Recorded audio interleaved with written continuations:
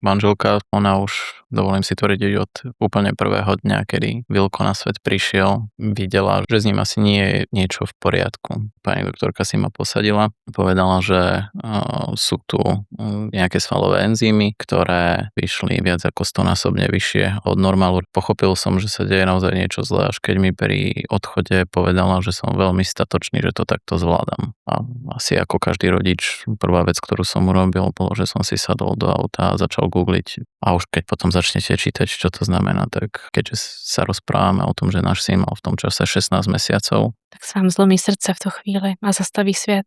Jaká je prognóza u této nemoci? Dieťa stráca schopnosť chodiť okolo tých 8 až 12 rokov života a častokrát vplyvom komplikácií so srdiečkom a s dýchaním sa pacienti nedožívajú veku 20 a MDA konferencii v Dallase, najväčšia konferencia v oblasti neuromuskulárnych ochorení, tak sa mi na tú konferenciu dostať podarilo. V obednejšom bloku prednášok mal prednášku aj profesor Wayne. V polovici prednášky povedal, že toto je výskum, ktorý posledné 4 roky pracuje na novom, ktoré vykazuje veľmi dobré výsledky a bola to práve oblasť, ktorú má poškodenú náš Vilko. Ten moment som bol prvý, kto stal po skončení prednášky pri ňom a žiadal ho o kontakt. Takže v případě, že se ty peníze třeba nevyberou? Takú možnosť nepripúšťam.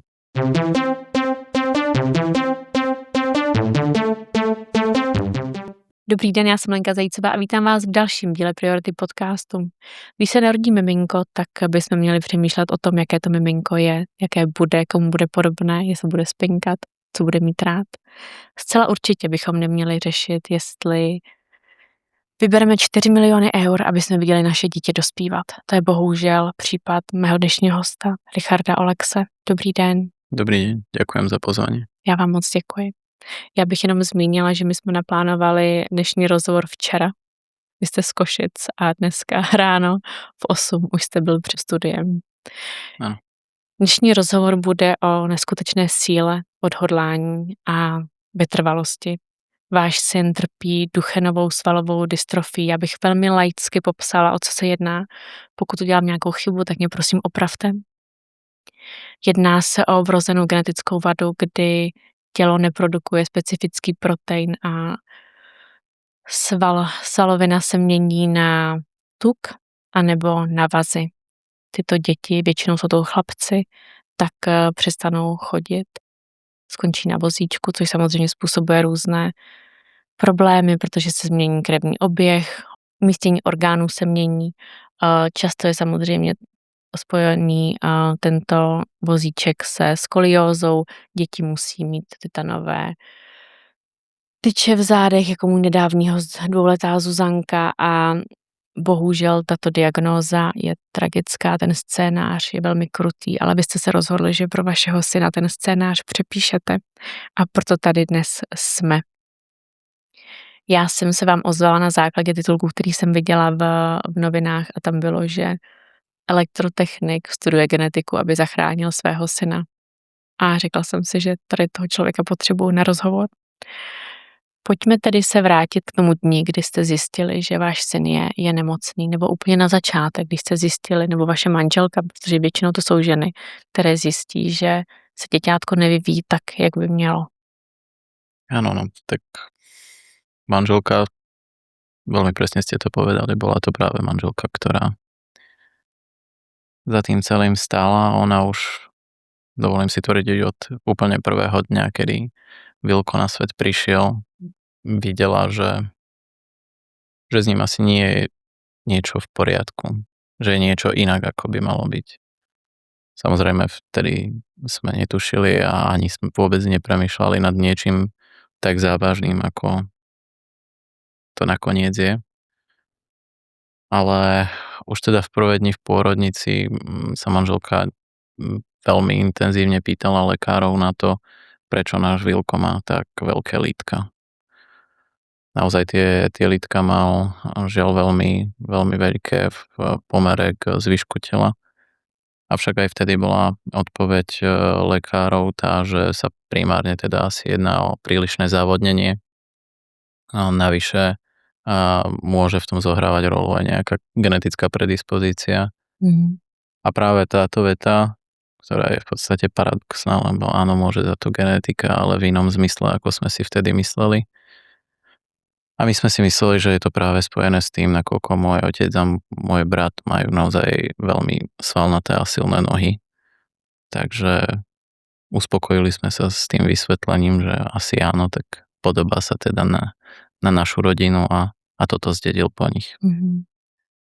Postupom času však, ako Vilko rástol, tak opäť manželka bola tá, ktorá veľmi upozorňovala či už lekárov a následne aj fyzioterapeutov, ktorých kvôli tomuto navštevovala a s ohľadom na to, že Vilko nenapredoval tak, ako mala možnosť vidieť u staršieho syna a ako je asi aj zvykom u ostatných detí.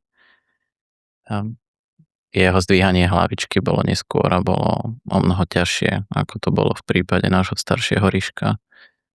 A jeho plazenie sa bolo opäť odlišné ako to Ryškové a opäť oneskorené a bolo vidno, že sa s tým naozaj trápi, je to preňho náročné.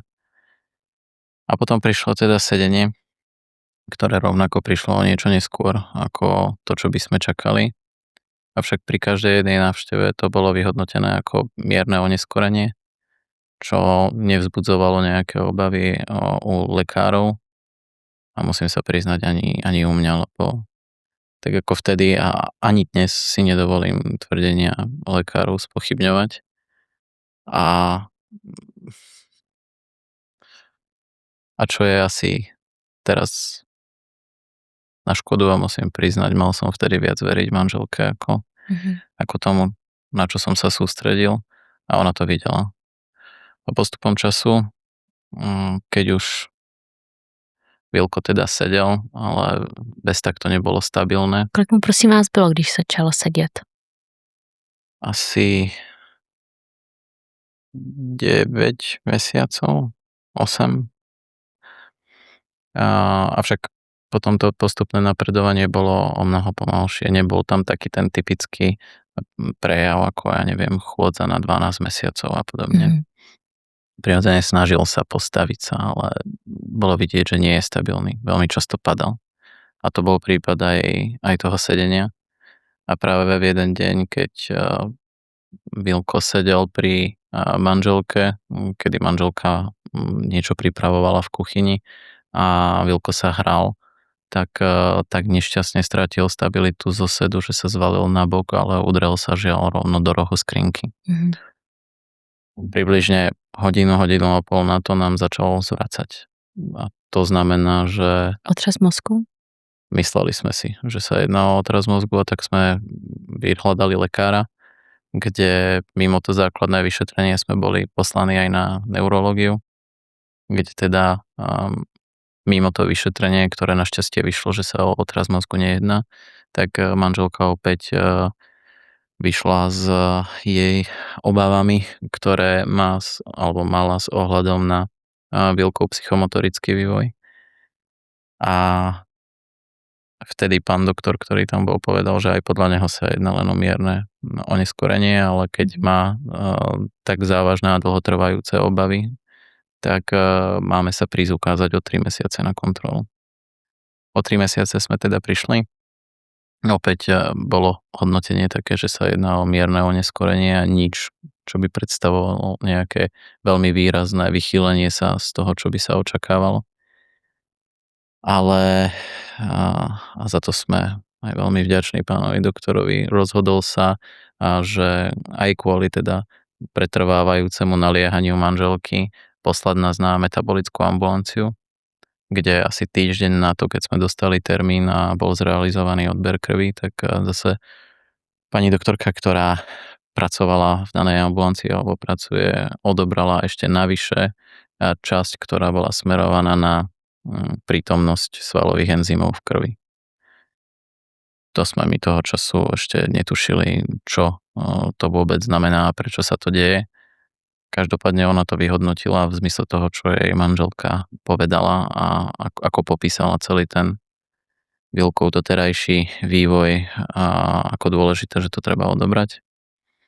No a potom prišlo k 27. januáru minulého roka kedy predmetná pani doktorka volala mne s tým, že ma požiadala, aby som prišiel po výsledky osobne.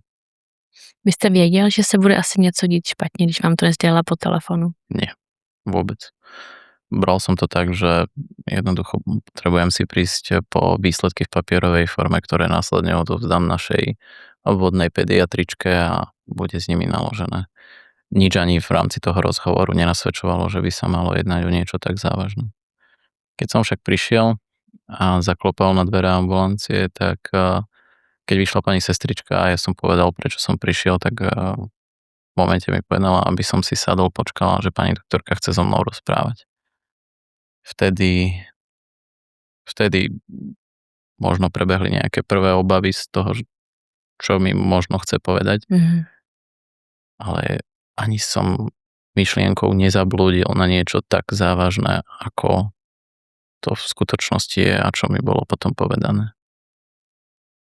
Keď som teda vošiel do ambulancie, tak pani doktorka si ma posadila.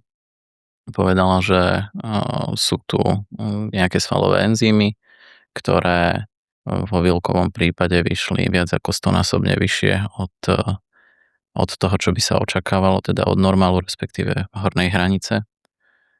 A že obvykle to značí nejakú formu poškodenia svalstva, respektíve svalovej dystrofie.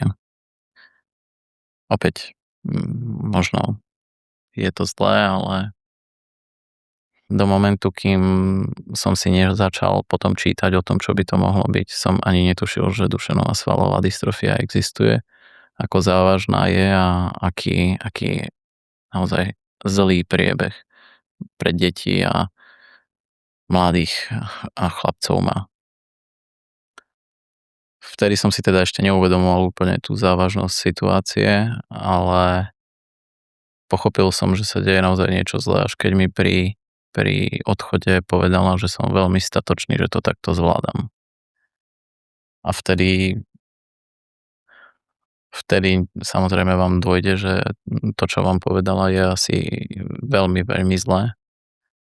A ja som sa aj na to opýtal, či sa teda bavíme o niečom, čo je nesmierne závažné, priam fatálne, ale jej odpoveď bola, že bez genetických výsledkov nemôže nič potvrdiť a preto mi k tomu nevie povedať viac.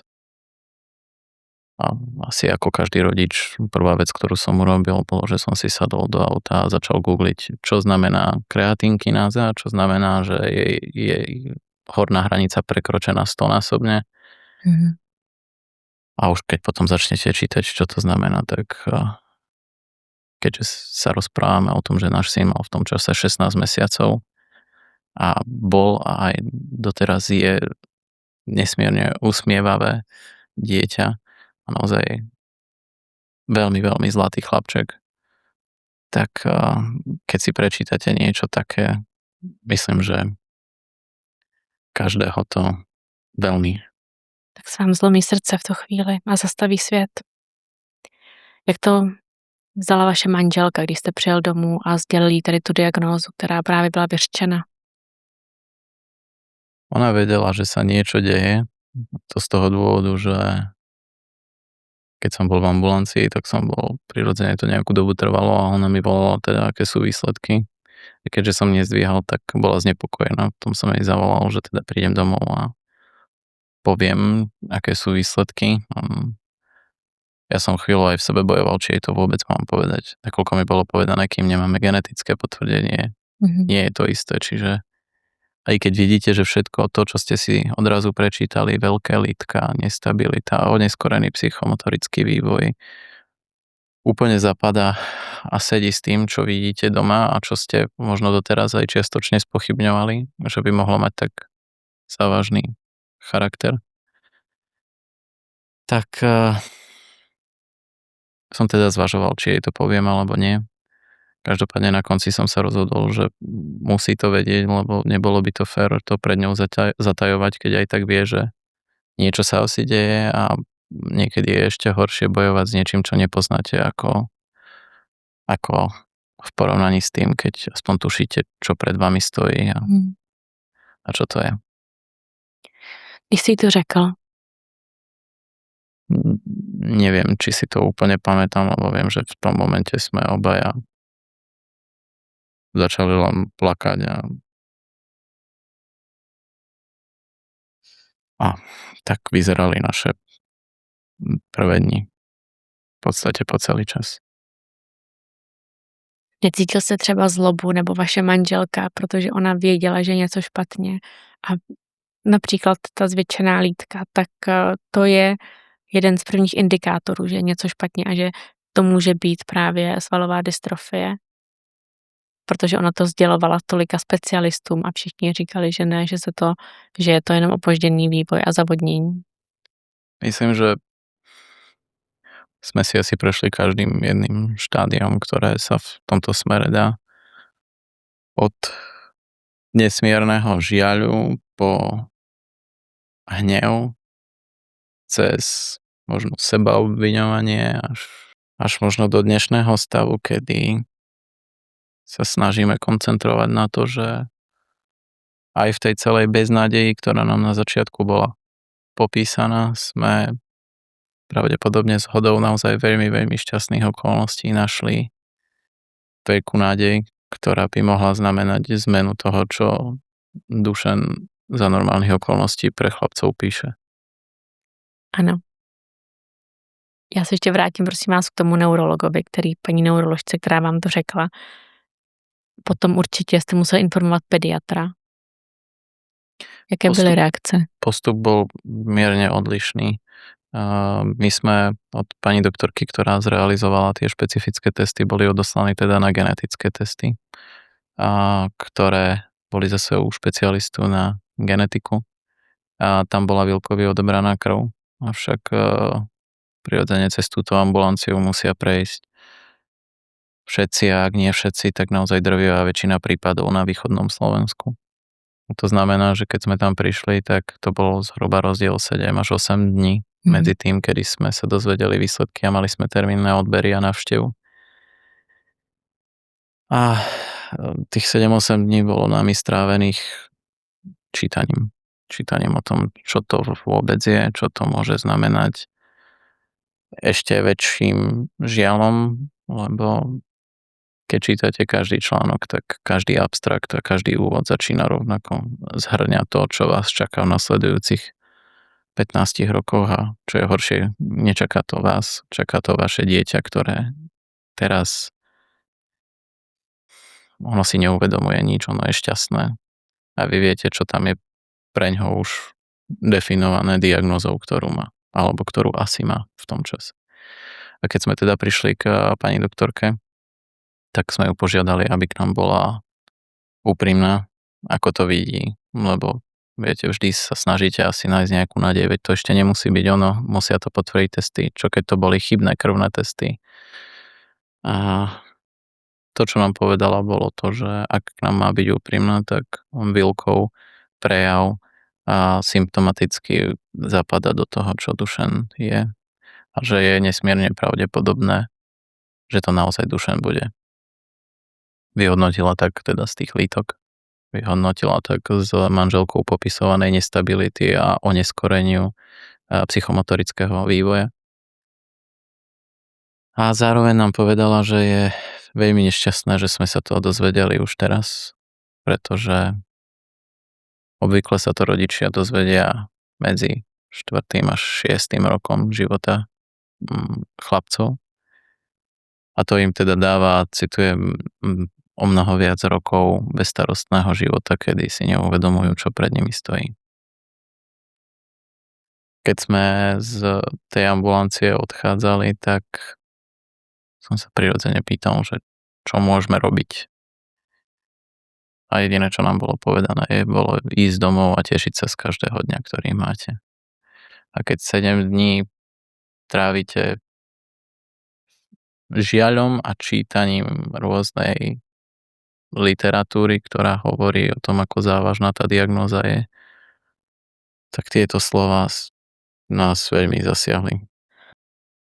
To chápu. Jste rádi? Já věřím, že z pohledu rodiče já bych chtěla vědět co nejdříve, že je něco špatně, abych stejně jako vy mohla začít bojovat. Jak to vidíte vy? Co kdybyste se dozvěděli tu diagnózu opravdu například v první třídě jako můj předešlý host, Honza?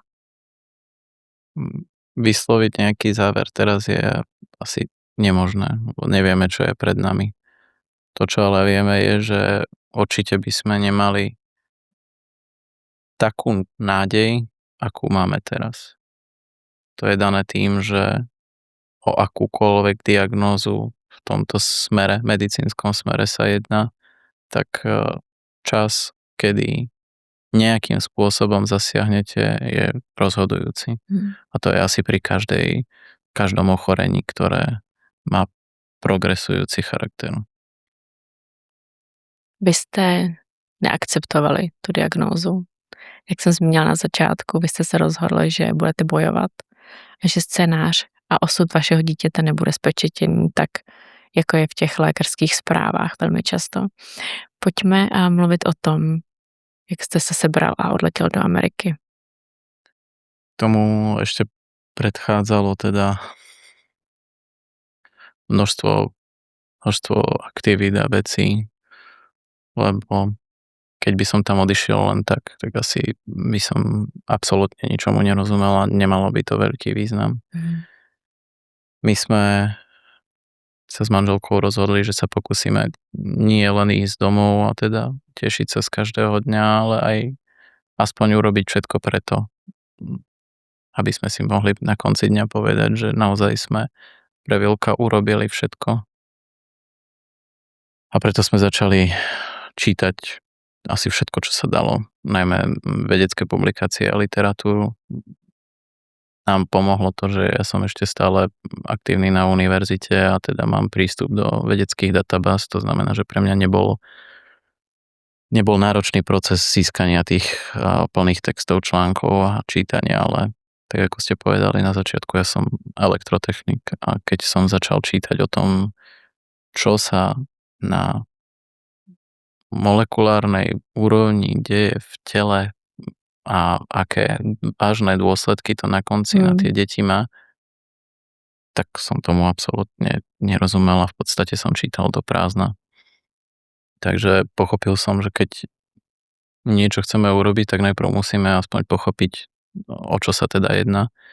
Vtedy sme s manželkou vyhľadali asi tie najviac popisujúce skripta z lekárskej fakulty, ktoré popisovali jednak časť tej molekulárnej biológie a genetiky a potom aj neurológie samej.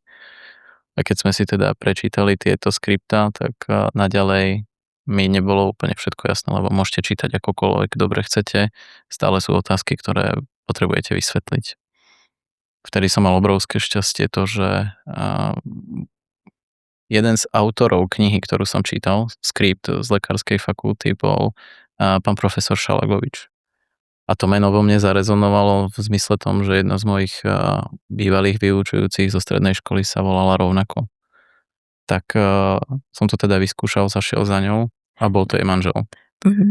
A ona bola tak ochotná, že ešte v ten deň mi s ním dohodla stretnutie a mal som možnosť niekoľkokrát s ním všetky moje otázky konzultovať a on mi to nesmierne dobre a ochotne vysvetlil, za čo som mu dodnes nesmierne vďačný, lebo nebyť jeho, tak vôbec ani tu asi dnes nesedím a vôbec sa nerozprávame o tom, o čom sa dnes rozprávame. Já dnešní těžký rozhovor trošku odlehčím. To je velmi hezké, že jste kontaktoval vaši profesorku ze střední školy, tak byste musel být asi dobrý student, když jste s ní měl stále tak dobré vztahy. Já se dokážu představit, že bych kontaktovala nějakého svého bývalého profesora ze střední školy konkrétně, z vysoké pak ne, ale... Či som bol dobrý, či nie, to by mali asi zhodnotiť oni.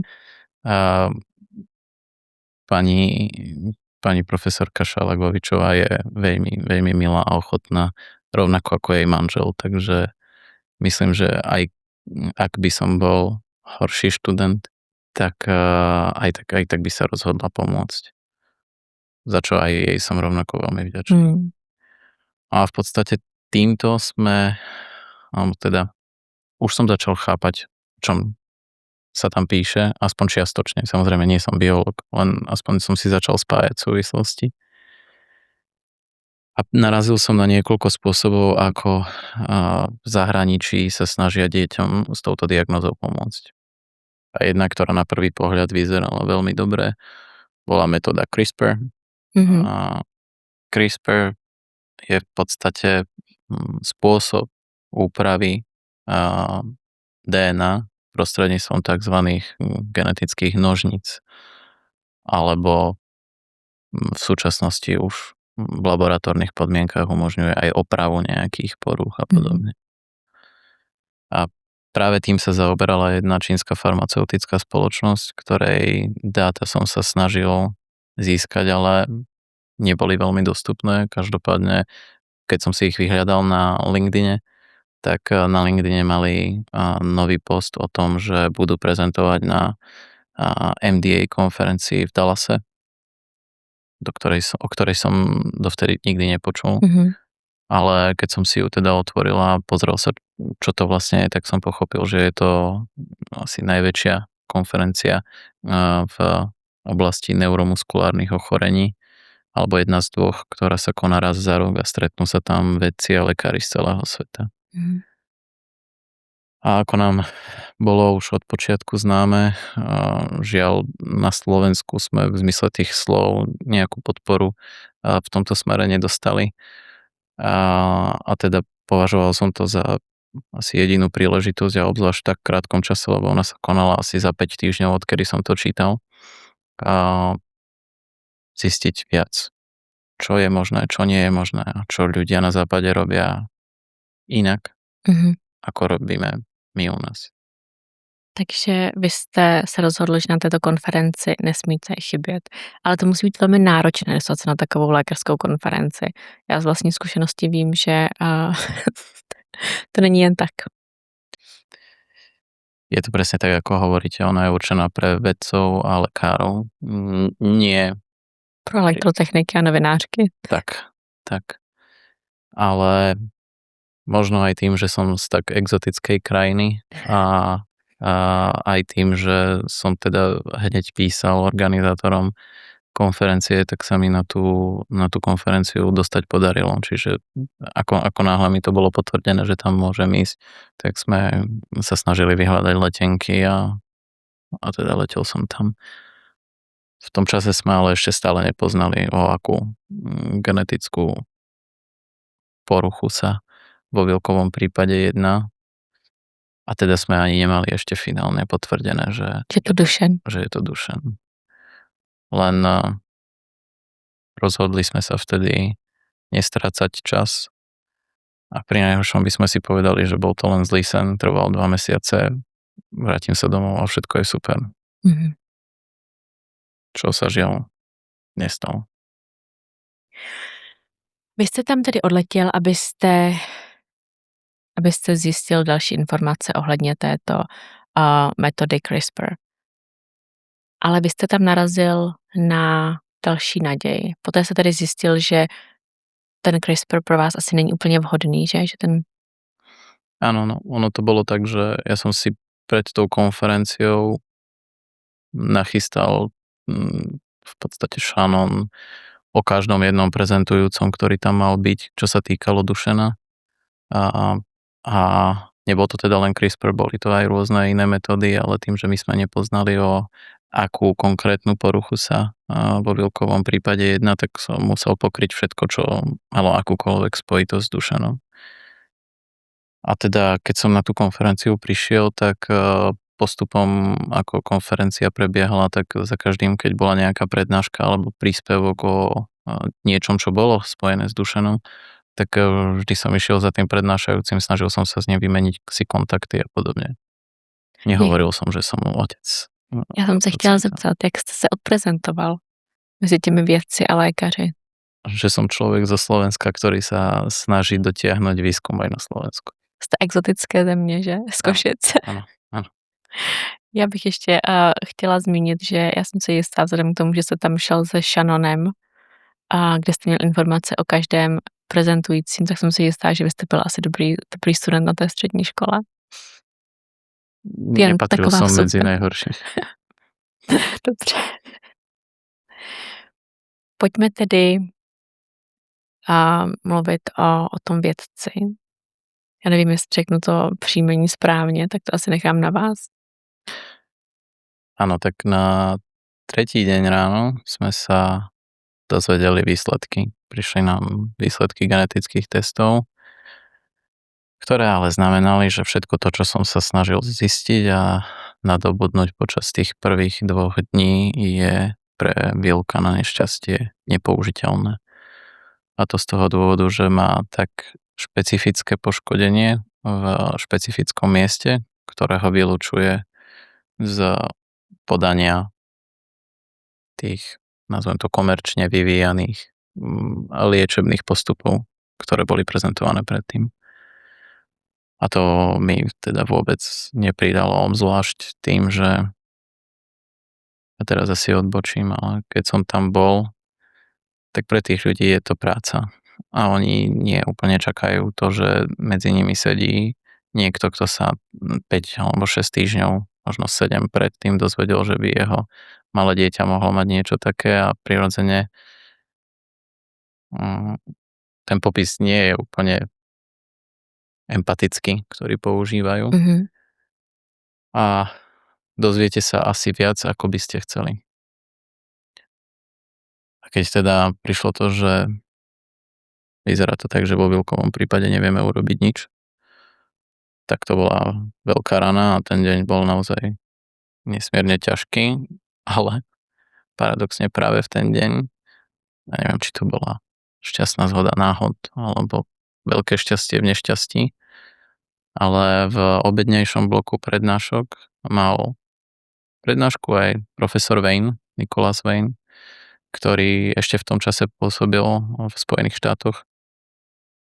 Mal mať prednášku o niečom úplne inom, o úplne inej oblasti, ako má poškodenú Vilko, ale v polovici prednášky povedal, že toto je výskum, ktorý vykonal a doviedol do klinickej štúdie pre tento typ poškodenia a posledné 4 roky pracuje na novom, ktoré vykazuje veľmi dobré výsledky a bola to práve oblasť, ktorú má poškodenú náš Vilko. To bolo naozaj, ani to neviem popísať. V ten moment som bol prvý, kto stal po skončení prednášky pri ňom a žiadal ho o kontakt. Ale prirodzene stále tam bola možnosť nejakého CRISPRu, lebo ten nie je úplne tak dedikovaný na niečo špecifické. V podstate každý pacient má nejaký ako keby svoj prípad, čiže pre ňoho by to muselo byť špecifické. Ten spôsob profesora Vejna je viac všeobecný. A nevedel som, nemám na to znalosti, aby som to vyhodnotil, čiže akokoľvek som ho požiadal, aby sme ostali v kontakte, tak nemohol som nejakým spôsobom sa upnúť na niečo, kým som sa o tom neporadil s niekým, kto sa v tomto smere vyzná viac. A preto som aj následne potom ešte cestoval na rôzne iné ďalšie konferencie po Európe, či už o CRISPR alebo o iných metodách. A až následne sme teda po vyhodnotení aj s lekármi a vedcami, či už na Slovensku, ale aj z Kanady prišli na to, že ten prístup profesora Vejna je pre Vilka momentálne najlepší a najrealizovateľnejší. Vy jste za panem profesorem Nicholasem Waynem a přijel i do Francie? Áno. Jak se to stalo? To je přeci z mé zkušenosti, když já jsem byla na takové konferenci a chtěla jsem informace od jednoho lékaře, tak vím, že jsem a na paní doktorku, ještě díky bohu, že to byla paní doktorka, tak jsem ani čekala na toaletě. A bylo to velmi nepříjemné, ale pro ní tedy, já byla nadšená.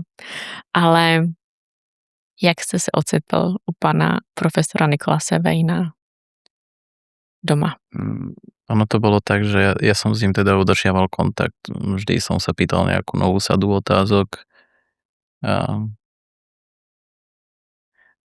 Asi v spojení s tým, že keď som to konzultoval s rôznymi ľuďmi, tak vznikali rôzne otázky a ja som tie otázky formuloval na neho a smeroval na neho. A takýmto spôsobom som ho po tom rozhodnutí, že toto je teda tá najrealizovateľnejšia a najlepšia cesta pre Vilka, a požiadal, či by sme sa nevedeli stretnúť. Ja som bol rozhodnutý teda, že idem za ním do štátov. Hm. Ale on mi vtedy povedal, že má malé deti a rozhodli sa s manželkou vrátiť sa do Francúzska po 15 rokoch, čo boli v Spojených štátoch. A má už inštitút, kam sa vracia, ide do Inštitútu pre vývoj genových terapií a bude pôsobiť na univerzite v Nantes, kde sa sťahuje od 1. júla a že po 1. júli môžem prísť za ním, uvidím aj nový inštitút a môžeme sa o tom porozprávať. Tak vhodný termín pre ňoho bol 22. júla, takže 22. júla som odletel do Nantes. A čo pre mňa bolo až nepochopiteľné, ešte predtým, ako som odletel, mi povedal, že majú nový dom, tak bude rád, ak prídem a budem bývať u nich. A to len svedčí o tom, aký človek je profesor Wayne a naozaj, že je to opäť to bola obrovská zhoda veľmi dobrých okolností v tejto našej situácii, že som mal možnosť naraziť na neho. A keď som tam teda prišiel, tak som teda trávil u neho čas, keďže sme spolu boli 24/7, 3 dní, tak máte čas sa porozprávať o rôznych veciach a dlho do večera. Ale to on ešte nevedel, že sa jedná o Vilka a že to je dôvod, prečo sa Vašeho toľko syna. pýtam. Áno. Vy jste mu zmínil, a teď nevím, jestli se nepletu, ale v jednom rozhovoru nebo v nějakých textech vy jste zmínil, že se jedná o chlapce, kde to může být aplikováno, ale vy jste tedy nezmínil, že se jedná No. o vašeho syna. On sa ma v istom momente opýtal, že čo ma vedie k tomu, že sa zaujímam tak o ten jeho prístup, že ten je pomerne ako špecificky definovaný na istý typ mutácií, respektíve poruch. A povedal som mu, že identifikovali sme na Slovensku jedného veľmi mladého pacienta. A povedal som mu to aj preto, lebo výsledky jeho predchádzajúcej štúdie, ktoré tam prezentoval, a dosiahli excelentné výsledky na pacientovi, ktorému to podali, keď mal len 8 mesiacov. Aspoň podľa toho, čo bolo vtedy prezentované. A 4,5 roka potom, ako mu to bolo aplikované, ten pacient nevykazoval symptómy ochorenia. Samozrejme, nikto nevie, čo sa stane o XY rokov, ale je to neuveriteľný úspech a to bola o to väčšia nádej, že niečo možno je možné urobiť. Já na to ještě skočím. Ono se to dělalo u 3 chlapců, že? Tam bylo to 4 let a pak tam byly starší děti. A jaké byly výsledky u nich? Jestli se mohu zeptat u toho třeba 8letého nebo 11letého chlapce? Ten 8-ročný, ten podľa toho, čo bolo prezentované, je zhruba v stave, v akom bol pri podaní. To znamená, že buď sa jedná o veľmi výrazné spomalenie, alebo skoro o zastavenie, aspoň na túto dobu progresu ochorenia. Ale ten 11-ročný chlapček, ktorý, ako ste povedali na začiatku, žiaľ Bohu, ten progres ochorenia je taký, že chlapci často strácajú možnosť samostatne chodiť v období medzi 8. až 12. rokom života. A to len zohľadňuje fakt, že v 11 rokoch už svalstvo toho chlapčeka a progres ochorenia bolo mnoho ďalej ako v prípade toho 8-mesačného, respektíve 8-ročného. A tento chlapček, aspoň podľa toho, čo bolo vtedy prezentované, je odklonený od toho, čo by sa čakalo, že ten progres je pomalší, ale progres tam stále je.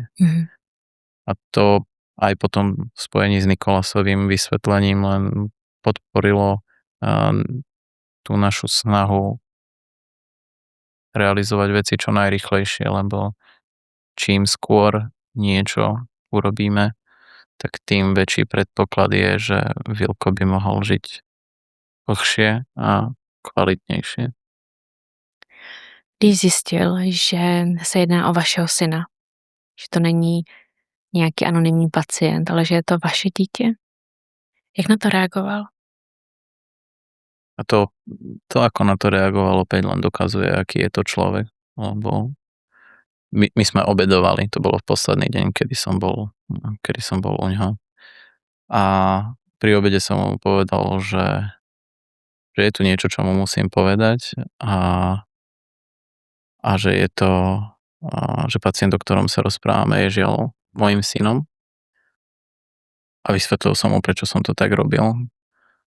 A vysvetlil som mu, že považoval som za veľmi pravdepodobné, že ak by som za ním prišiel a povedal, že je to moje dieťa, tak nesedíme tam dnes, lebo bol by som nejakým prirodzeným filtrom, čo je asi normálne, odseparovaný, že som rodič a môžem byť asi až príliš nátlakový. A keď som mu to vysvetlil, tak jeho jediná reakcia bola, že on by to urobil asi rovnako, keď by sa jednalo o jeho dieťa. Jak má staré, vy jste zmínil, že oni se rozhodli, že se vrátí do Francie, protože mají malé děti. Jak staré děti měl v té době pan profesor? Vtedy boli v očakávaní jedného a prvé je identické ako náš Vilko. Dievčatko je asi o mesiac staršie. Takže to bolo možno o to viac Nicholas, teda profesor Vane, sa vedel vcítiť do toho, čo asi prežívame, lebo má rovnako staré dieťa a je to predsa iné. Jak to potom pokračovalo? Vy jste tam tedy s tou celou rodinou, vy jste tam zůstal několik dní, pak se, myslím, že kvůli zrušenému letu, tak jste se tam ještě vrátil na jednu noc. Áno. No, v ten deň, keď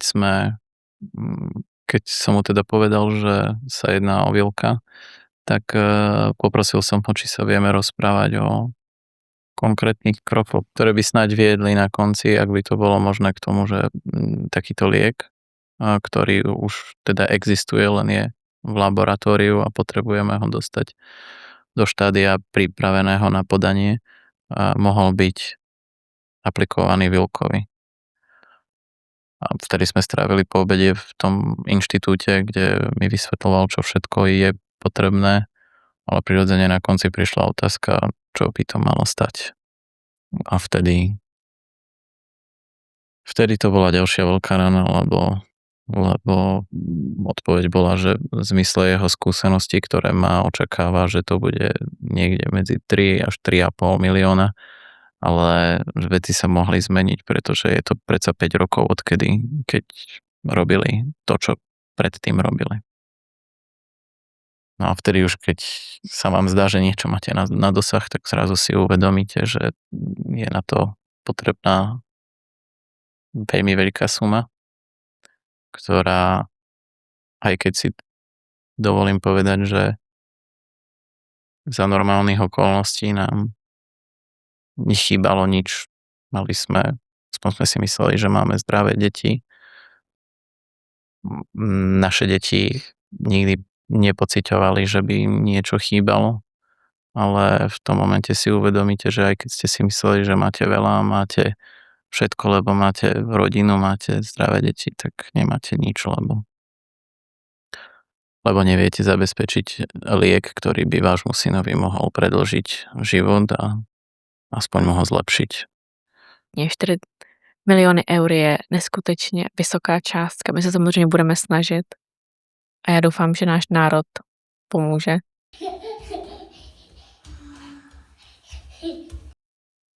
A budeme se snažit tu částku vybrat. Jak na to reagovalo vaše okolí, vaše rodina, když jste zmínili, že potřebujete vybrat takovouhle částku? Vaši přátelé? Myslím, že asi ako každý, keď to na začiatku počuje, lebo pre bežného človeka je to nemysliteľné. Áno. Ale postupom času, respektíve už v ten večer, kedy mi zrušili let, ako ste povedali, a ja som sa neohlásene, pretože mi Nikolás nezdvíhal, som sa vrátil pred jeho dvere a zaklopal mu, či môžem zostať ešte jednu noc, čo mi dovolil. Tak už v tú noc som začal rozmýšľať nad tým, že si jedinou cestou, akou vieme ísť, je žiadať ľudí o pomoc, ale zároveň, keď sa jedná o tak obrovskú sumu peňazí, tak áno, my sa snažíme pomôcť nášmu Vilkovi, ale na konci dňa by tá pomoc mala byť širšia, nemala by byť len o jednotlivcovi a preto som začal rozmýšľať nad tým, akým spôsobom by to bolo možné dosiahnuť. A myslím, že aj vďaka tomu, že som mal možnosť stretnúť mnohých ľudí, ktorí mi po tej celej ceste až tam k Nikolasovi pomáhali a radili, tak potom po návrate domov na Slovensko som mal možnosť sa s nimi o tom rozprávať a rovnako tak aj s Nikolasom a riaditeľkou inštitútu, kde pracuje. A prišli sme s nápadom, aby boli do celej prípravy a aj samotné podanie, aby prebehlo na Slovensku a boli doň zapojení slovenskí vedci a lekári. To je niečo, čo samozrejme dúfam, že sa to nikomu nestane, ale ak by sa niekto potom ocitol v obdobnej situácii, tak už by aspoň existovalo niečo a niekto, na koho sa môžete u nás obrátiť a mal by skúsenosti s takýmto prístupom, s vývojom, respektíve s prípravou liečby a jej podaním, čo doposiaľ na Slovensku v takomto rozsahu nikdy nebolo zrealizované.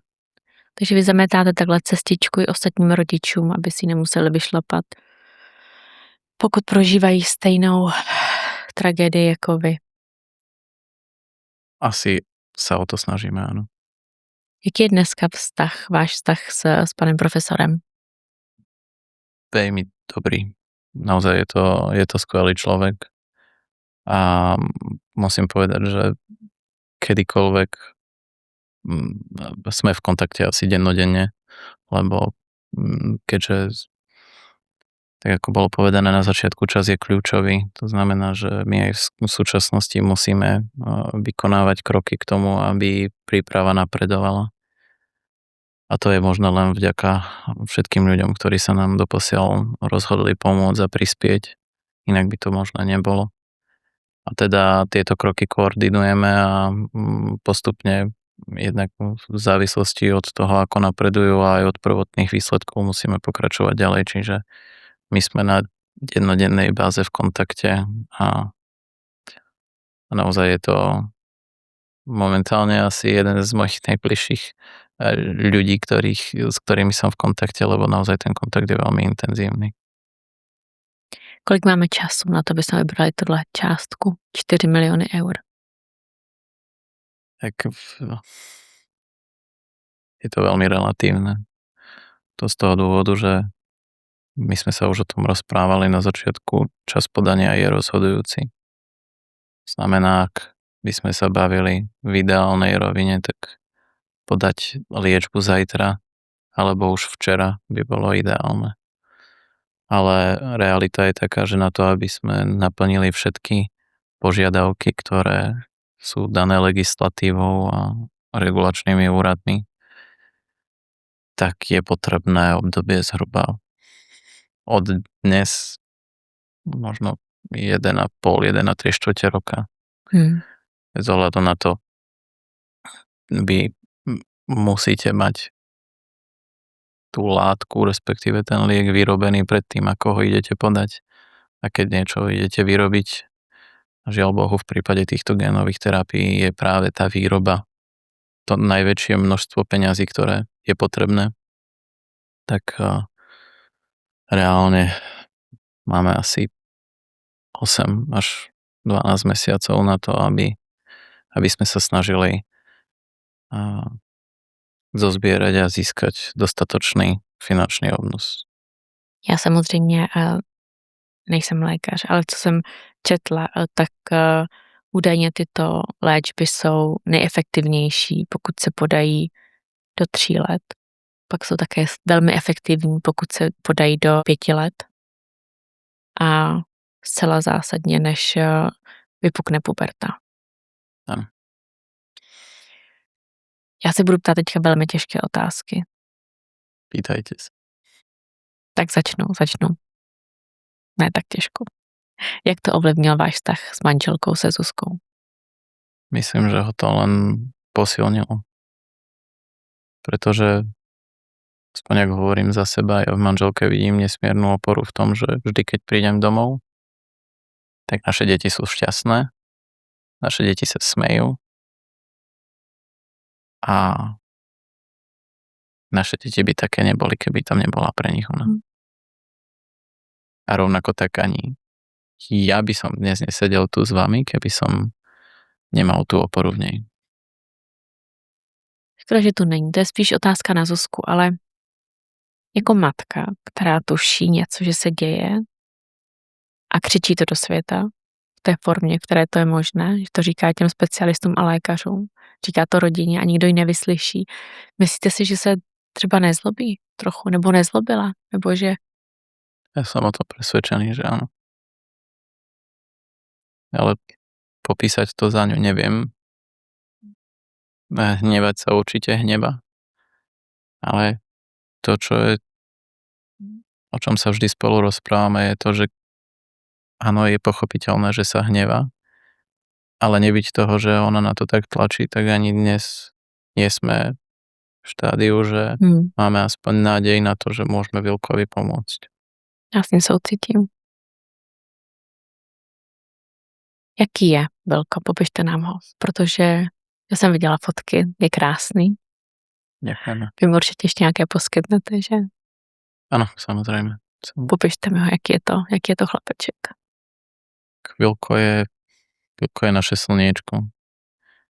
Rovnako tak ako aj jeho starší brat. Je to veľmi usmievavý chlapček už odkedy sa narodil.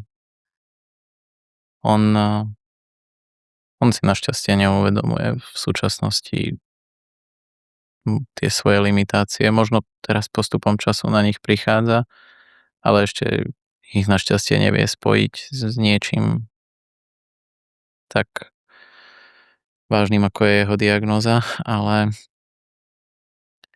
je až neuveriteľné, ako dvojročné dieťa vie byť vtipné. A to nás na ňom nesmierne fascinuje. Má neuveriteľný zmysel pre humor. Asi nie vždy si to o ňom myslí jeho starší brat, ale naozaj sú to dvaja parťáci, bez ktorých si určite nevieme predstaviť svoj život. A asi ako pre každého rodiča, aj pre nás sú naše deti tie čo sme mohli mať, a to najväčšie šťastie. Jeho forma toho Dušana je evidentně agresivnější než většinou. My jsme mluvili o tom, že ty děti usedají na ten invalidní vozík ve věku kolem 10 let. V případě malého Velka to může být výrazně dříve. Já nechci malovat čerta na zeď. Nebojíme sa, že ten výrok môže potom napadnúť nejaký lekár. Bo teraz je veľmi ťažko povedať, že... Vůbec. Tenhle podcast má extrémně hodnou komunitu. Vůbec těch věcí se nebojte. Uvidíte, že většinou to jsou ženský, kteří sledují tenhle podcast, kteří cítí, jsou to mámy a který nám opravdu jako přispívají. My jsme největší částku, kterou jsme vybrali, je teda 500 000 eur. Ale vybrali jsme ji. Tady máme úplně jiný milník, takže na to musíme prostě přetlačit, protože ty peníze prostě potřebujeme. Ale Češi přispívají mnohem víc než Slováci. Takže my To sme videli na, neviem, či... Martínek. Presne tak. Na nich som sa aj snažil dostať, aj na pani Lightgap. Nicole? Áno, ale to sme skúšali na začiatku, lebo preto som sa stával k zbierke, takže ja som bol veľmi skeptický. Keďže tak ako hovoríte, my Slováci, dnes je veľmi zlá ekonomická situácia. A je to určite ťažké pre každého. Niektorí ľudia naozaj rátajú úplne každé euro. A nemôžeme čakať, že teraz sa z ničoho nič vyzbiera tak obrovská suma peňazí. Ale keď som sa dozvedel, že to bolo asi, ja neviem, 8 týždňov, 9 dozadu, keď som sa to dozvedel, že bol malý Martinko v Čechách, ktorý v roku 23 za 35 dní vyzbieral 150 miliónov korún. Vtedy som si povedal jednak, že netuším, čo sa stalo. Že kto za tým... My sme všichni prispievali na Martinka. Na Martinka prispieli všichni. A jednak vtedy som si hovoril, že niečo robíme zle a preto chcem kontaktovať pani Lightgap, aspoň sa poradiť, že čo robiť inak, lebo ju som pochopil, že ako keby stála za tou kampaňou. Neviem, či to je správna dedukcia, alebo nie. A to mi dalo potom to, že teraz musíme urobiť niečo, čo tú zbierku dostatočne dostane medzi ľudí. Preto a za to musím poďakovať všetkým tým redakciám, lebo naozaj myslím, že priestoru mediálneho sa nám darí teraz dostávať naozaj dosť. Ale očividne ani to nestačí. A tak vzniklo tých 1 000 000 dobrých ľudí. Lebo zase my, čo sme sa stretli, a to bolo veľmi veľa ľudí, ktorí reagovali tak, že na začiatku si povedia, že je to silný príbeh, treba im pomôcť a potom sa pozrú na sumu a povedia, veď to je nereálne. A keď niečo niekto prisúdi, že je nereálne, tak neidem na to prispievať, ale prispiejem na niečo, čo je reálne. A potom som sa stretol s druhým typom ľudí, ktorí mi povedali, že si toto presne mysleli a to boli ľudia, ktorí sú bonitnejší, ak to nazvem tak. A oni rovnako k tomu pristupovali ako tento model, že teda je to nereálne, neprispievam. A ten človek mi povedal, že on sa rozhodol nám pomôcť a doteraz nám nesmierne pomáha. Až v momente, kedy sme sa takto spolu rozprávali a vysvetlil som mu, že aký celospoločenský význam to môže mať. To, že to nepomôže len Vilkovi, ale že sú tisíce ďalších detí, ktorým tento liek na konci dňa môže pomôcť, ak bude účinný a bezpečný. A že tu bol Martinko, ktorý to ukázal, že sa to dá, že je to reálne. Len ja tiež nemôžem, a teraz to prosím neberte v zlom, na Slovensku povedať, že pozrite sa, Česi to dokázali, lebo je to v podstate povedanie, pozrite sa, Česi sú lepší a my Slováci sme dokázali. Horší. Ta mentalita je úplně jiná. My jsme se právě o tom bavili právě s tím Adamem z Donia a řešili jsme že my přispíváme opravdu víc z nějakého důvodu. Ta mentalita, přestože my jsme byli jeden národ, já mám teda obrovskou slabost pro Slováky, tak jsme úplně jiní. Ale já jsem si všimla, že my jsme tady už měli také rodinu ze Slovenska. Ano. A taky jsme přispívali. A ve finále malý také odletěl do Mexika na léčbu. Takže se to podařilo. To je super. Mně se na Slovácích líbí, že když tady mám maminku s nemocným dítětem, tak většinou tatínek není.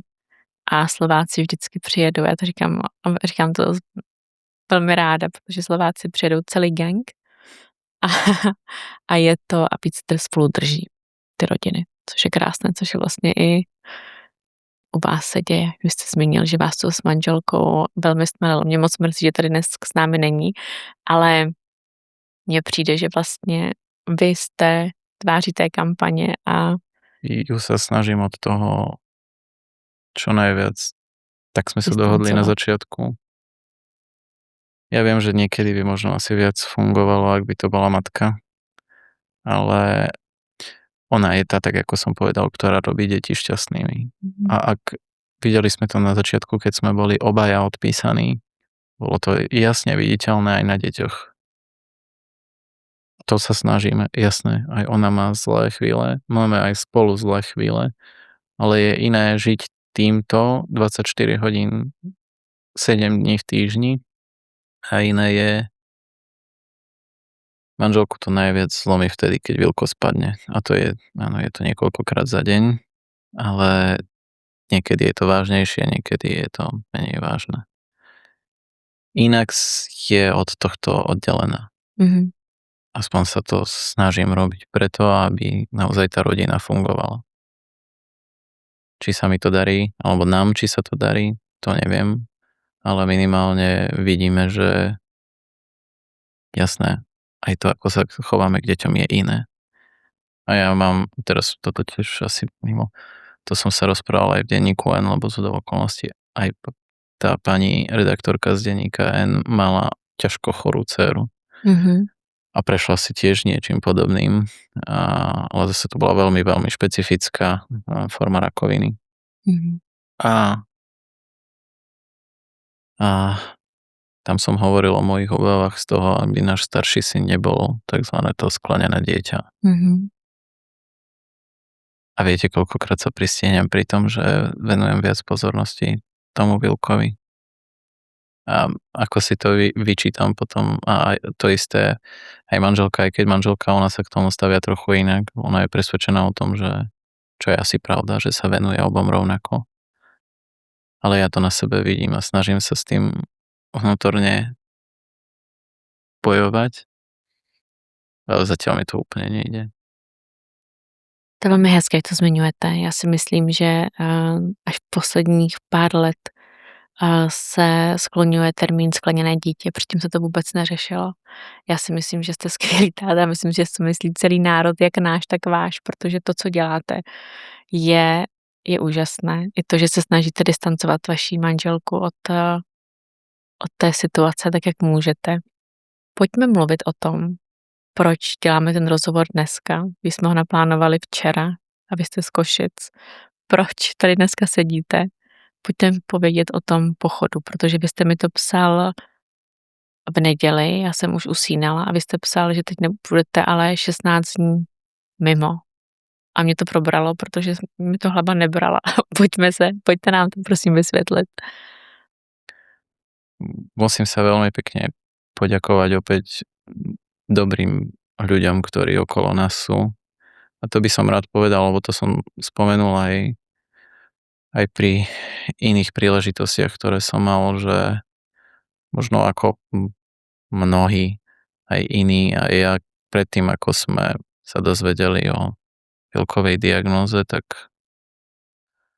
som vnímal situáciu okolo nás skrz vtedy pre mňa relevantné, dnes už absolútne nerelevantné problémy a veci, ktoré sa diali a nadobudol som pocit, že ako keby bola taká skepsa v spoločnosti a ľudia sú k sebe zlí a možno nesprávajú sa tak, ako by sme si predstavovali, respektíve už tá slušnosť ako keby nebola.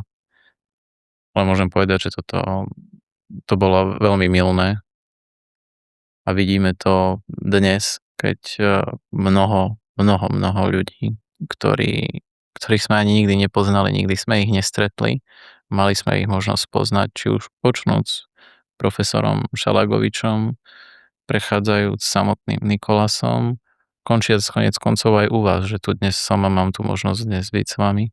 Tak jedným z takýchto ľudí bola aj pani Pauchofová spolu s pánom Slovákom, ktorí nám pomohli nesmierne v tom, že pre nás, pre Vilka natočili reklamný spot o kampani, ktorú v tomto smere oni iniciovali, ktorá sa volá Milión dobrých ľudí. Jedná sa o to, že snažíme sa prosiť ľudí o pomoc aspoň o hodnote jednej kávy, ktorá pre nás môže mať ale cenu života nášho syna. A keď takých ľudí bude 1 000 000, tak vtedy máme šancu nášho syna zachrániť a zachrániť Viliho, tak ako sa volá aj naša zbierka. A teda týmto spôsobom vzniklo aj to, že keď som v tomto ich nápade počul, tak povedal som si, že tých 1 000 000 dobrých ľudí by som rád išiel ohľadať aj ja. A keďže my bývame v Košiciach, čo je absolútne opačná strana republiky, ako je naše hlavné mesto, tak to mi dáva tú možnosť.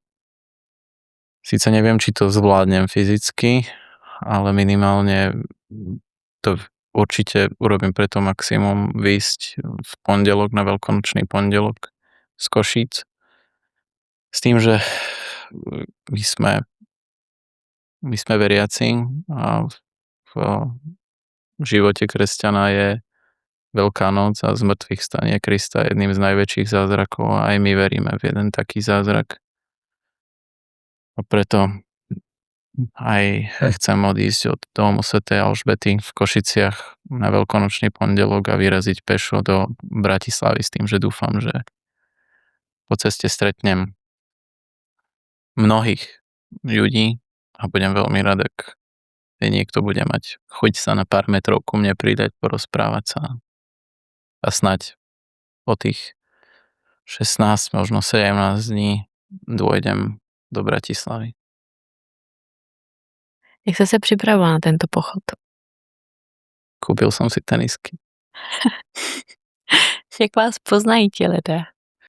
Áno, tak na ten práve z toho dôvodu, aby ma spoznali a najmä aj z dôvodu, keďže plánujem ísť po ceste, tak aby aj som bol dostatočne viditeľný v časoch, kedy prirodzene čakám, že bude aj pršať, lebo je predsa apríl. Tak opäť za pomoci ľudí, ktorí nám s tým pomáhajú a ľudí okolo pána Slováka sa nám podarilo pripraviť mikinu, ktorá bude mať jasný nápis Zachráňme Viliho. A rovnako tak aj si to oranžový reflexný prší plášť, ktorý rovnako poniesie názov zbierky a aby som bol jednoducho aj pre tých, ktorí okolo mňa budú prechádzať, tak jednak dostatočne viditeľný, aby nedošlo k niečomu, čo určite nechceme a zároveň, aby aj vedeli, prečo kráčam. Že kráčam za Vilka a kráčam aj možno preto, nie možno, to bol aj jedným z dôvodov, prečo som sa aj rozhodol tento pochod zrealizovať a ísť, je aj to, že pôjdem aj za Vilka. Za Vilka v tom zmysle, že on žiaľ v zmysle svojho ochorenia nikdy takýto pochod prejsť vedieť nebude a robím to teda aj pre ňo. Kolik kilometrů denně nachodíte? Plánoval jste to? Víte? Dopředu. Já vím, že to nejde úplně přesně říct, ale Plán je zatiaľ taký byť niekde na rozmedzi 25 až 33 km za deň. 16 dní v kuse. budete sám? Idem sám, ale samozrejme, ak sa niekto pridá, ja budem len rád, lebo určite ten čas zbehne dvom alebo viacerým o mnoho príjemnejšie a rýchlejšie, ako keď je človek asi sám so svojimi myšlienkami. To jsem teď chtěla říct, že se nebojíte vlastních myšlenek, přece jenom budete mít spoustu volného času a vzhledem k tomu, že byste mi i řekl, kolik musíte skončit, protože musíte zpátky do Košic, tak spíte v průměru 4 hodiny denně. Tak to je nebezpečné. Vzhledem té situaci, ve které se nacházíte přece jenom. Dúfam, alebo teda v priebehu pochodu asi budem sa snažiť spať dlhšie. Ale na vašu otázku, áno, tej mentálnej záťaže sa možno bojím ešte viac ako tej fyzickej, lebo ide aj o to, že v mojej práci veľmi často cestujem. A aj včera, keď som išiel cez Bratislavu z Košíc, tak som bol v Bratislave približne za 4 hodiny. A vec, ktorú som včera prešiel za 4 hodiny, pôjdem 16 dní. A to dáva veľmi veľa priestoru jednak na možno spochybňovanie toho, či to človek zvládne a zároveň, tak ako ste povedali, byť so svojou hlavou úplne sám každý deň 16 dní v týždni, 16 dní v kuse. Kdy se ve vás bere to odhodlání, ta síla, protože já se setkávám s hodně nemocnými dětmi, s jejich rodiči. Nesetkala jsem se tady s tím odhodláním, že jste se rozhodl, že vy se s tím nesmíříte, s tou diagnózou. Vždycky jste byl takový, nebo vás změnilo až ta role toho otce? Co by řekla třeba paní profesorka na střední škole, ke které se stále vracím? Neviem. Jaký jste byl? Naozaj na toto odpovedať asi neviem. Jednoducho Mhm. svoje deti, rovnako ako aj svoju rodinu milujem najviac ako viem a myslím, že každý jeden rodič by sa snažil urobiť všetko, čo je možné preto, aby svojmu synovi alebo teda dieťaťu pomohol. A mňa život doviedol do tejto situácie, tak sa snažím urobiť maximum preto, aby na konci dňa bolo Vilkovi lepšie a aby mohol žiť dlhšie a byť spolu s nami. A teď začnu s těmi těžkými otázkami, ano? Vy jste zmínil, aby žil déle. Jaká je prognóza u této nemoci? Já ji znám, ale mohl byste ji prosím říct našim divákům a posluchačům, jak to samozřejmě to není vždycky jeden konkrétní věk, ale jak dlouho tyto děti žijí, kolika let se dožívají, když je to samozřejmě individuální v průměru. Obvykle je progres ochorenia taký, že dieťa stráca schopnosť chodiť okolo tých 8 až 12 rokov života. Stráca schopnosť samostatne sa hýbať, alebo teda má veľké ťažkosti s pohybom ostatných končatín a hlavy, trupu okolo 15. 16. roku života. A častokrát vplyvom komplikácií so srdiečkom a s dýchaním sa pacienti nedožívajú veku 20 alebo niečo cez 20 rokov. Jak na tom Vilko s intelektem? Samozrejme, ja nie som lekár, ale z toho, čo máme možnosť vidieť my ako rodičia, tak vo Vilkovom prípade si nemyslím, že sa jedná o tú formu duševnej svalovej dystrofie, ktorá by ovplyvnila aj jeho mentálne zdravie a intelekt. Je na to aj vedecký predpoklad skrz jeho typ poruchy génu, ktorú má. A myslím, že sa to len potvrdzuje. Zatiaľ nebadáme žiadne náznaky toho, že by sa malo jednať aj o takýto typ. Myslíte si, já vím, že to je drzá otázka, ale myslíte si, že v případech, kdy to děťátko je nemocné, takže je třeba i možná snazší to, že ten intelekt je opožděný, že ty děti si neuvědomují tu realitu? Tu sa nezhodneme s manželkou a myslím, že určite asi so mnou súhlasiť nebudú ľudia, ktorí si tým prechádzajú. Ja by som s týmto tvrdením súhlasil, moja manželka kategoricky nie. Je to len vec pohľadu. Nevieme, čo sa deje v deťoch, ktoré majú aj takúto formu symptómov, respektíve prejavov ich ochorení, takže je to ťažké povedať, ale ja by som sa asi priklonil k tomu, že možno v nejakom zmysle to pre nich ľahšie je, lebo keď je človek úplne zdravý, tak si uvedomuje to, že čo všetko mu to ochorenie berie a ako iný život žije voči tým ostatným okolo ne. Vy jste zmínili ostatní rodiče. Co byste vzkázal rodičům, kteří si prožívají něco podobného? Nevzdať sa. Ani my nevieme, čo bude na konci, ale asi kým je nejaká nádej, tak to vás drží pri živote a pri nejakej možno vízii toho, že to nemusí byť tak, ako je to niekde napísané teraz. Takže v případě, že se ty peníze třeba nevyberou, Takú možnosť nepripúšťam. tak se mi budete vstávat. Nie. Jako ja som presvedčený o tom, že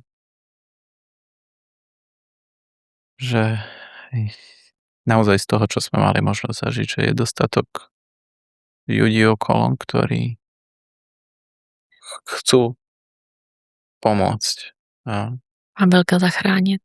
Vilka zachrániť, áno. Co jeho starší bráška? Mluvili jste s ním o tom, že Vilko je nemocný? Áno. Že je jiný? Áno. Ríško je, a to nehovorím to preto, že je to náš syn, ale jemu naozaj Pán Boh toho nadelil nesmierne veľa. Najmä z pohľadu intelektu. A on už v 5 rokoch si uvedomuje nesmierne veľa vecí a miluje prácu v záhrade s detkom. Mhm. A niekoľkokrát sa nám stalo, lebo my sme mu vysvetľovali, že Vilko má slabšie svaly, je preto na ňo potrebné aj dávať pozor, lebo prirodzene ako každé dieťa, aj on sa chce so svojím bratom naháňať, šantiť a robiť rôzne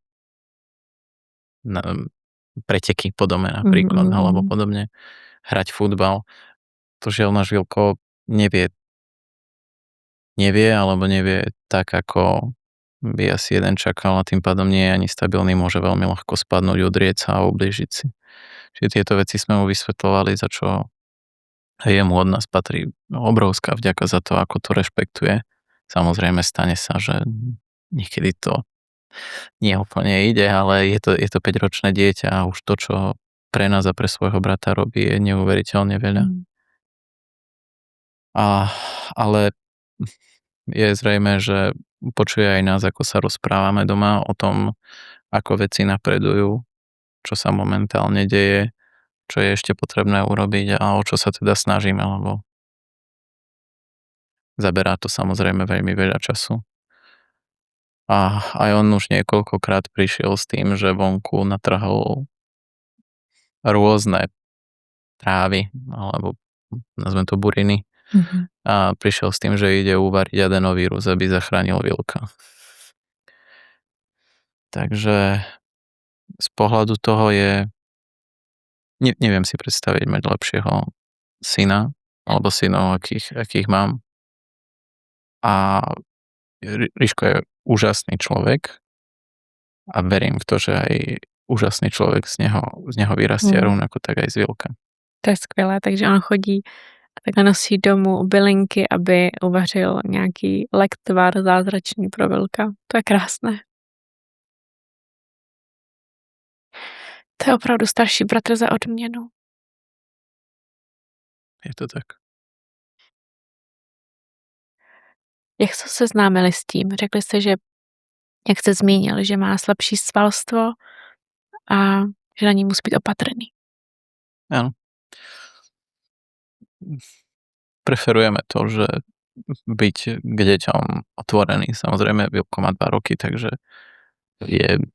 sú iba isté hranice, čo dvojročnému dieťaťu viete alebo môžete vysvetliť, ale tým, že Ríško je už starší a najmä, že je schopný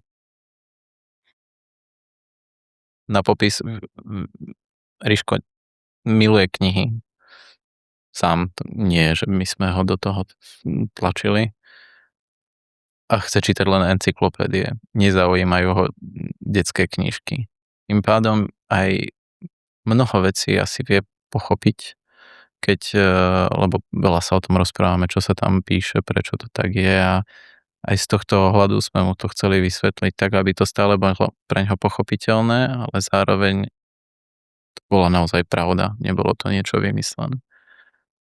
A teda vie, že Vilko má dystrofiu, vie, že je to ochorenie, ktoré mu robí jeho svaly slabšie, vie, že Vilko nebude vedieť robiť všetko to, čo vie dnes Ríško, ale že my sme tam jednoducho na to, aby sme tak ako pomáhame jemu, aby sme pomohli aj Vilkovi a Jednoducho budeme sa hrať spolu tak, ako to každému z nich umožní. Neviem, napríklad keď hráme futbal, tak Vilko je brankár a máme mäkkú loptu a hráme s ňou, lebo toto Vilko zvládne. Alebo, ja neviem, namiesto naháňania sa si guľame loptu po zemi. A naozaj Riško je skvelý v tom, že to veľkú väčšinu času chápe, rešpektuje a naozaj hrá sa s nami tak a stará sa o svojho brata. A co Vilko? Protože ten si musí uvědomovat, že neběhá tak rychle jako Bráška. U Vilka si myslím, že ešte dnes to možno pripisuje tomu, že jednoducho ten Riško je starší, väčší a je preto rýchlejší.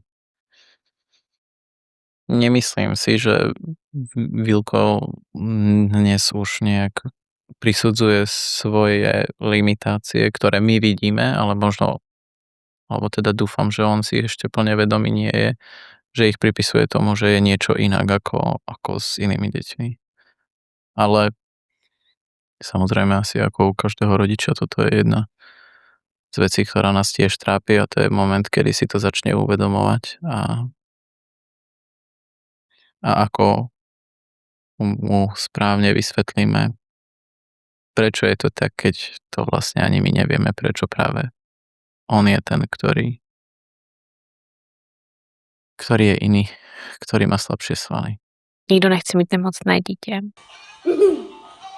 Velmi špatně se hledají slova, jak říct, jestli vám ta nemoc něco i přinesla, když vám všechno, co máte, vám ukradla. Prinieslo nám to veľmi veľa dobrých ľudí do života. Ale ako ste povedali, to ochorenie zobralo toho o mnoho viac.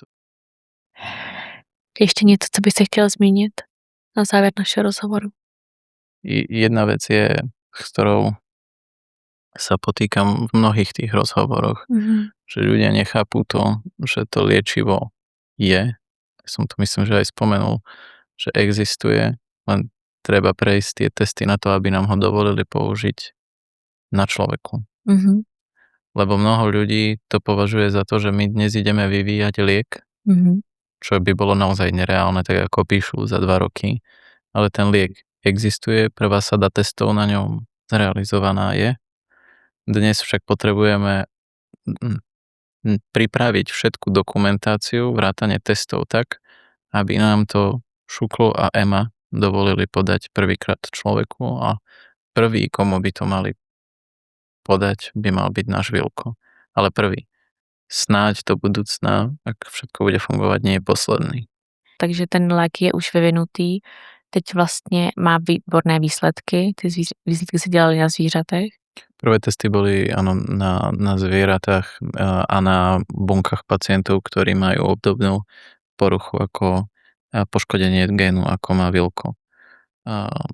Teraz sú už v Paríži Vilkové bunky, ktoré mu boli odobraté a na nich sa bude robiť ešte raz verifikačný test, ako konkrétne jeho bunky reagujú na to liečivo. A popri tom sa robí už široká štúdia, ale to nemôžem uverejniť, lebo to je pod CDA potom, hej. Okay. Ja vám to pošlu potom, pak řeknete, co vystřihnout. To je, a teraz sa bude robiť tzv. Dose escalation study, to znamená, že teraz je model myši, ktorá má podobnú mutáciu ako Vilko. Na tie myši sa momentálne množia, lebo musíme ich mať asi 120. A na 120 myší 40 sa oddelí, aby ste mali aj vzorku, ktorá je neovplyvnená. Na 80 sa rozdelia do skupinách po 10 a v tých skupinách budete skúšať dávku. Dávku v zmysle, či budete dávať paralén na 20 mg na kilo, alebo 30, alebo 40, alebo 50 mg na kilo. A identifikujete, ktorá je najefektívnejšia a zároveň stále bezpečná. A mali by ste identifikovať aj, ktorá dávka už je nebezpečná v rámci tohto. Čiže toto je táto sada, na tom sa pracuje teraz. A ako náhle toto bude dokončené, že budeme mať dávku, toto je dávka, s ktorou chceme ísť do štúdie, tak vtedy sa robí ešte, sa to volá Safety and Tox Study. Ale to už musí byť extra v nezávislom a certifikovanom laboratóriu, kde zase zoberú myši zdravé, teda štandardnú myš. Ne veľkomyš. Wild type sa to volá, že naozaj nemá nič poškodené umelo a je to štandardná myš. Jej podajú, alebo teda tým skupinám, lebo zase to budú skupiny, podajú im ten liek. Čaká sa zhruba 3 až 6 mesiacov. Na 3 mesiace sa musia utratiť prvé, na 6 mesiacov druhé a vtedy sa robí histopatológia a vy musíte ukázať alebo preukázať, že ste nepoškodili srdce, nepoškodili ste mozog, nepoškodili ste pečeň a nepoškodili ste pľúca. A Pečeňcov játra. Pečeňcov játra, áno. A toto musíte preukázať a s týmto všetkým toto musíte spísať do takzvaného IND, to je celá zložka dokumentácie, ktorú predkladáte regulátorom a s tým dáte žiadosť o schválenie klinického skúšania a tak môžete ísť. No a samozrejme popri tom musíte mať protokol klinickej štúdie a ďalšie veci, ale z pohľadu toho, na čo sú tie peniaze využité, tak toto je ten proces, ktorým my momentálne prechádzame. Ale to všetko predtým, že vymyslieť, ako ten liek bude zložený, prvýkrát ho overiť, že áno, robí to, čo chceme, nie je toxický v tých prvých skúšaniach, intramuskulárne ho dať do svalu myši a vidieť, aký je rozdiel ľavej, pravej nohy, ktorá je terapeuticky ovplyvnená a práva, ktorá nie je terapeuticky ovplyvnená. Toto všetko už je. Čiže tieto výsledky sú veľmi dobré a toto ide. On teraz potrebuje. Takže to už bylo hotové. Áno. Toto prezentoval Nicolas tam. A ty 4 miliony eur jsou tedy, nechci říct na myši. Nie. Ale... 2,5 milióna je zhruba výroba jednotlivých dávok, lebo vy potrebujete dávku, ktorá ide na myši na dose escalation, teda to je to stanovenie dávky, ktoré som hovoril, či 10, 20, 30 mg. Potom máte druhú veľkú skupinu, ktorú potrebujete na tú toxicitu v tom špecializovanom laboratóriu a potom máte samotné podanie. A to samotné podanie musí ešte spĺňať tzv. GMP grade, to je Good Manufacturing Practice. Potom musíte splniť na to, aby vám to vôbec povolili podať človeku. A GMP vec je 3-krát drahšia ako tá non-GMP tu na začiatku. Čiže len tá clinical batch, ktorá vznikne na podanie, tak len to bude, ja neviem, 1,5 milióna.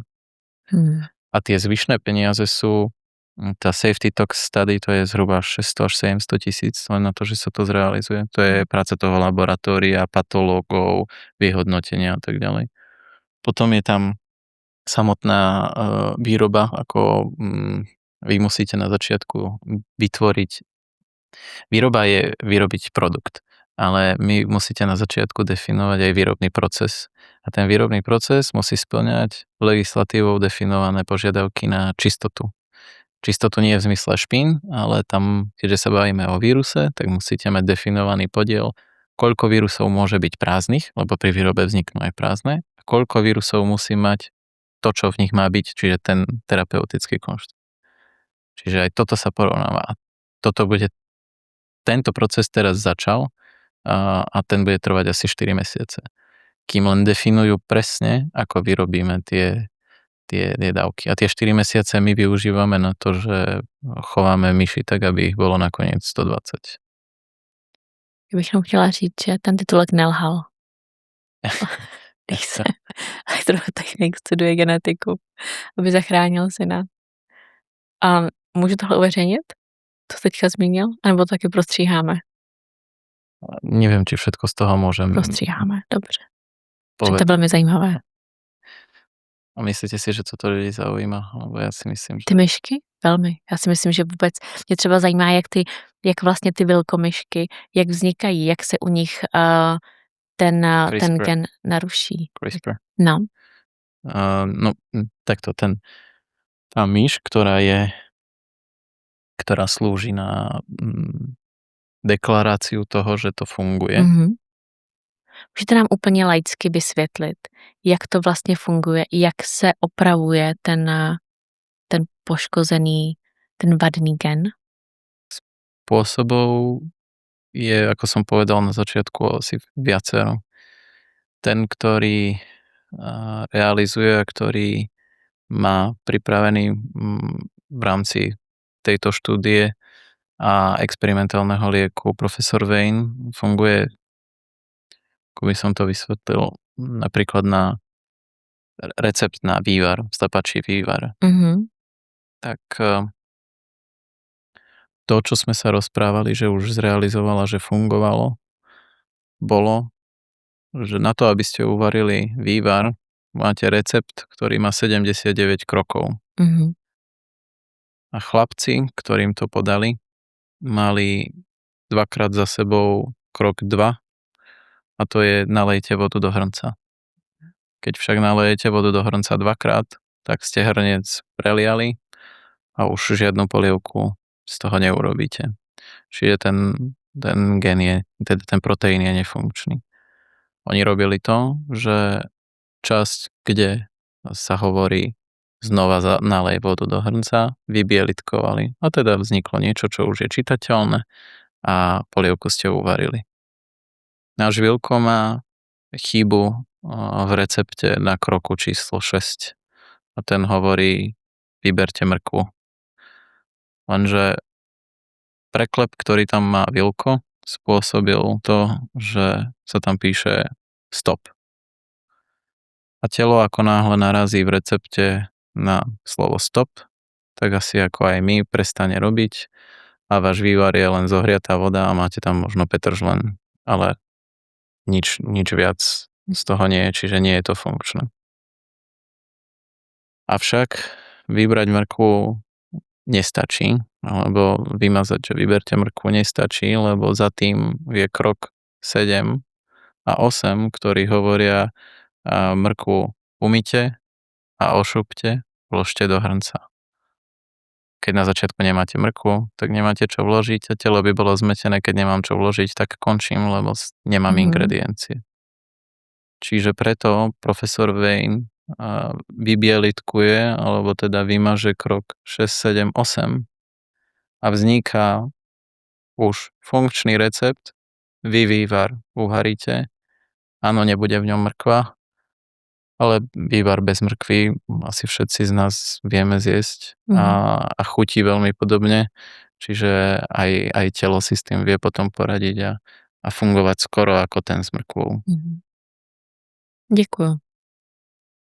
To si myslím, že je pro mnohé posluchače a diváky mnohem snazší představa, že se dokážeme konečně představit.